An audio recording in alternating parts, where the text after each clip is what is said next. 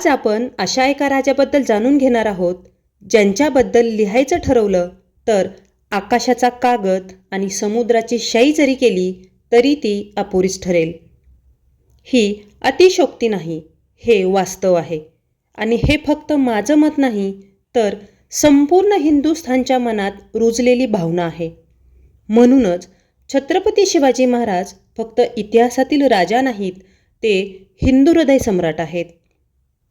आज 19 फेब्रुवारी छत्रपती शिवाजी महाराजांची जयंती. आपण मिरवणुका काढतो, भाषणं करतो, उत्सव साजरा करतो. पण एक प्रश्न स्वतःला विचारला पाहिजे, फक्त उत्सव साजरा करण्यासाठीच आपण शिवजयंती साजरी करतो का? हा व्हिडिओ शेवटपर्यंत पहा, कारण छत्रपती शिवाजी महाराज फक्त इतिहास नाहीत, ते आपल्यासाठी आजही आणि उद्याही मार्गदर्शक आहेत. छत्रपती शिवाजी महाराजांना खरा मानाचा मुजरा मिरवणुकीत नाही तर आपल्या रोजच्या आचरणात आहे.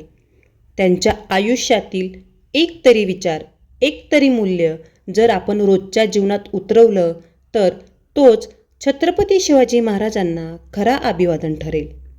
म्हणूनच आजचा हा व्हिडिओ फक्त ऐकण्यासाठी नाही, तो जगण्यासाठी आहे. चला तर मग जाणून घेऊया तलवारीपेक्षा विचारांनी, आचारांनी मोठे असणारे छत्रपती शिवाजी महाराज. छत्रपती शिवाजी महाराजांना आपण ओळखतो ते कशामुळे? तलवारीमुळे की त्या तलवार चालवणाऱ्या विचारांमुळे? इतिहास सांगतो छत्रपती शिवाजी महाराज तलवारीपेक्षा विचारांनी मोठे होते. छत्रपती शिवाजी महाराजांनी युद्ध केलं, पण युद्ध हे त्यांचं अंतिम ध्येय नव्हतं. त्यांचं ध्येय होतं स्वराज्य. स्वराज्य म्हणजे फक्त सत्ता नाही, तर न्याय, सुरक्षितता, स्वाभिमान आणि लोकांच्या जीवनाचा सन्मान. 19 फेब्रुवारी 1630 शिवनेरी किल्ला.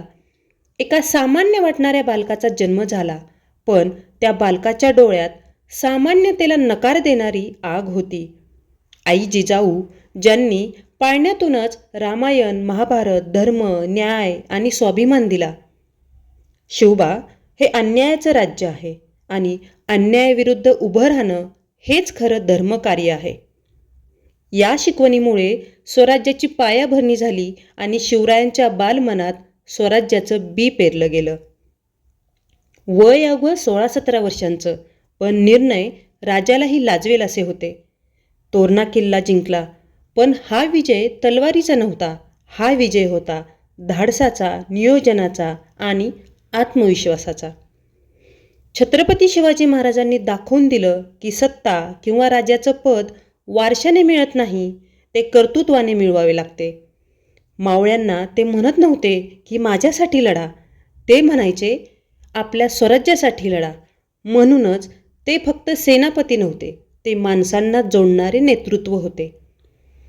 छत्रपती शिवाजी महाराज मावळ्यांसोबत त्याच मातीवर बसायचे, त्याच ताटात जेवायचे आणि संकटातही त्यांच्यासोबतच उभे राहायचे. म्हणूनच मावळे लढले ते पगारासाठी नव्हे, तर स्वराज्य आणि शिवरायांसाठी.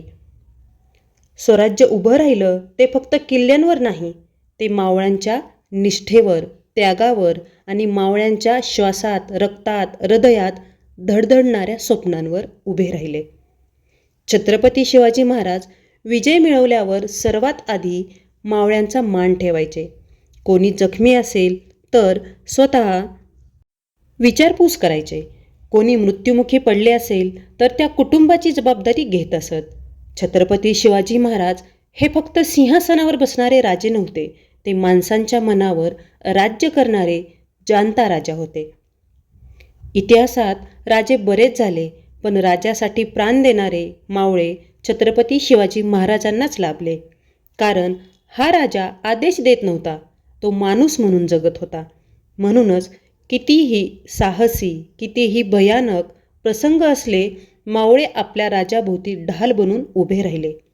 त्यापैकी काही प्रसंग असे आहेत. पहिला प्रसंग म्हणजे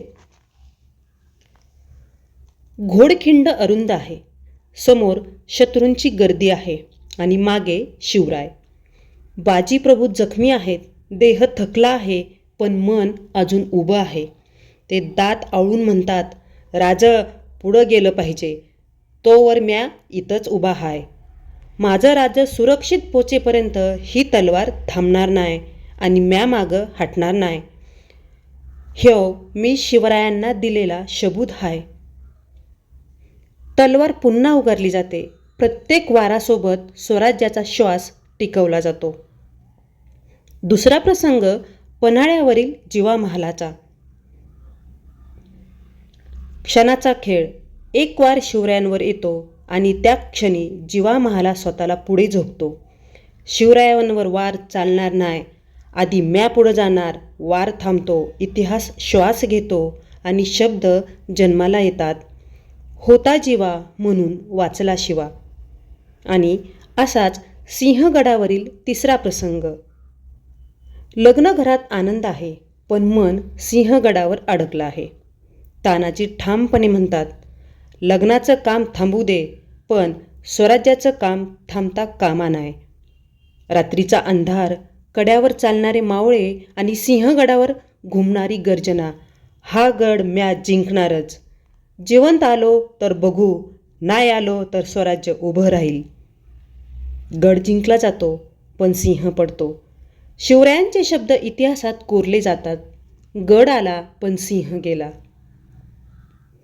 हे मावळे इतिहासासाठी मेले नाहीत, ते स्वराज्यासाठी, महाराजांसाठी जगले.